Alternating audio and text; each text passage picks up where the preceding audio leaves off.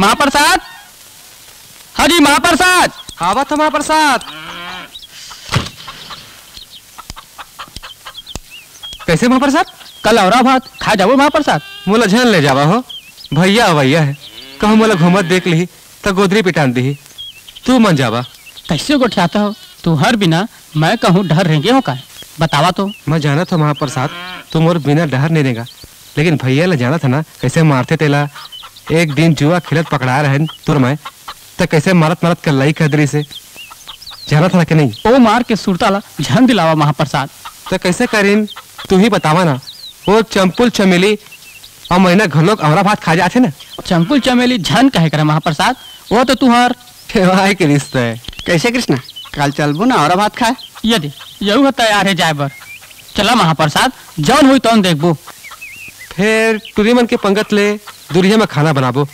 का सामान रखना है तेकर लिस्ट बना ले, शाम के सब सामान इकट्ठा कर लेबो। कैसे महाप्रसाद? ठीक है कहा महाप्रसाद। तब मैं थोकन खेत कति ले आवा था। चल बस आखो तहु चल चल चल।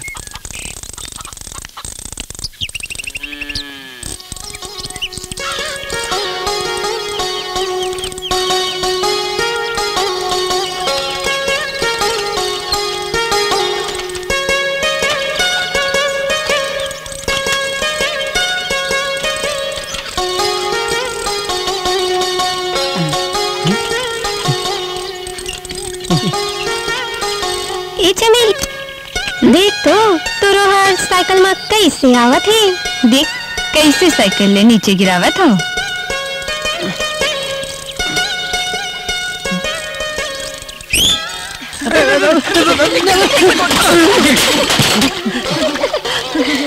तै कौन